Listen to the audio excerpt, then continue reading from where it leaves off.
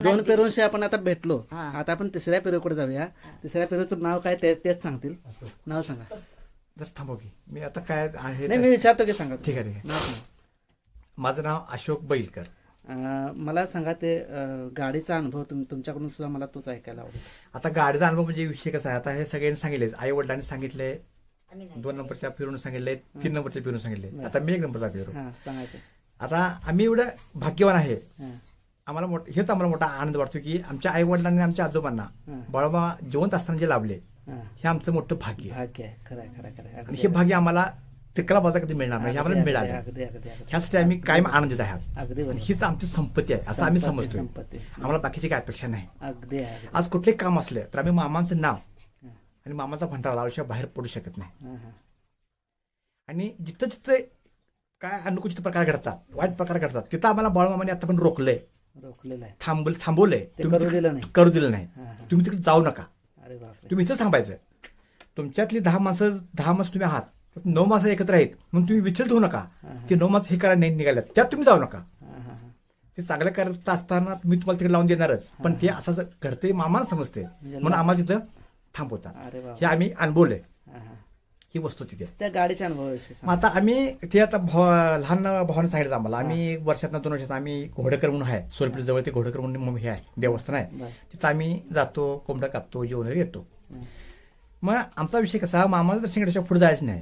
हा, मग गडबडीत आम्ही एकदा असंच मोहच्या यानं गेलो पुढं. बरं. पुढे गेल्यानंतर आमची गाडी बंद पडली. हा, आता गाडी पडल्यानंतर ऊन तरी जोराचं, थांबायचं कुठं. हा, सगळी आलो पाठी, मग काहीतरी पर्यवस्था करून मागं आलो हा.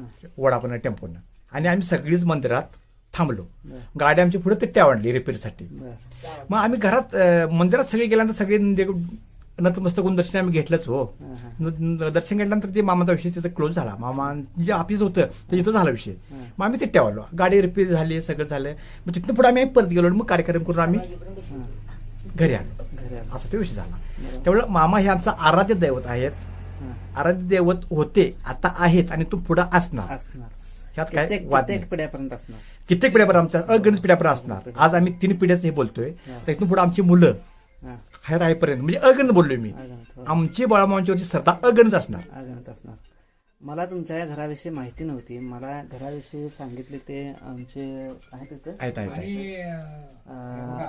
मित्रांनो, मला ह्या घराविषयी माहिती सांगितली ते हवळ सर आपल्यावर आता आहेत. नमस्कार. बोला. बाळूमामाच्या नावाने चॅनल. तुम्हाला या घराविषयी माहिती कशी मिळाली? खरं म्हणजे राधानगरी हे जे मेन तालुक्याचं ठिकाण आहे, या ठिकाणी मी माझा संपर्क बाळूमामांचा 2001 पासून आला.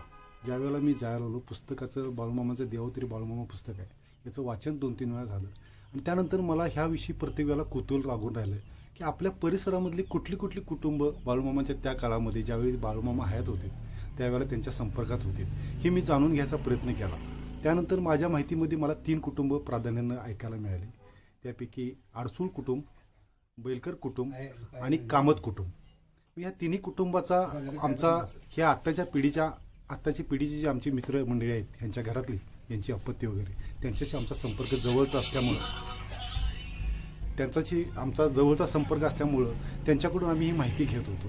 तर त्यावेळेला त्यांच्याकडून सगळं ऐकून घेत असताना आम्हाला भान हरपून जायचं की अशा ह्या 3 घरांना बाळूमामांची कृपा लाभल्या, म्हणजे प्रत्यक्षात ही कृपा सर्व माझ्या परिसरातल्या लोकांना त्याचा लाभल्या किंवा त्यांचा आशीर्वाद राहिले.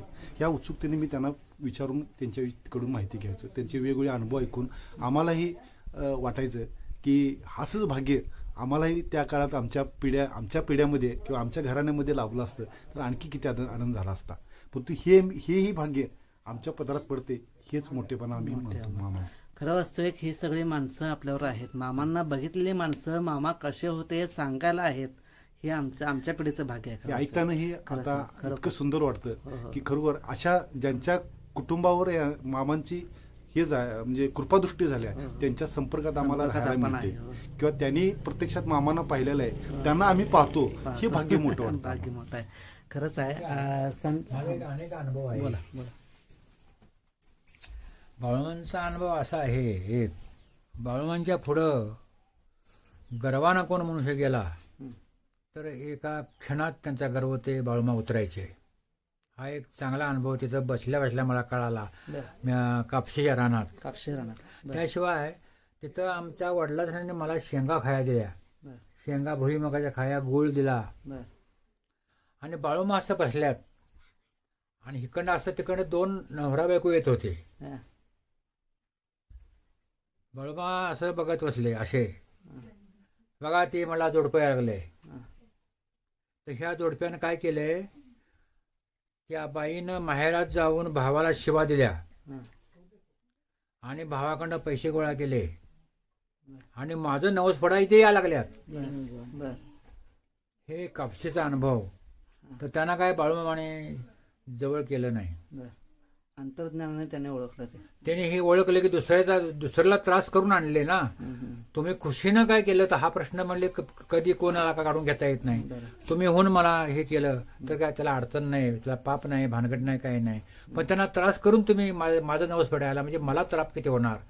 परमेश्वर साक्षात विष्णू परमेश्वराचा अवतार आहे तो शंकराचा शंकराचा. बाळूमामा. ह्यात काय फरक होणार नाही. काय जेवढं त्यांच्या भक्तीनं मनापासून जे भक्ती करणार त्याचं कधीही वाईट होणार नाही. देव आहे तुम्ही. हो, त्यांनी जगाची मालक आहेत, ते जगाची मालक आहेत.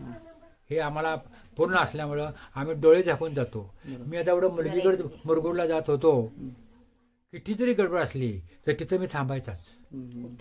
तिथं थांबायचं, लांब नका असं ना, दर्शन घ्यायचं आणि मग मुलगीकडे जायचं. आणि एकदा अनुभव असा आला की तसंच गेलो गडबडीत. तिथं गेलो 12 वाजता आणि 6ला गाडी मिळाली. बर ही मी हे मन सांगतो.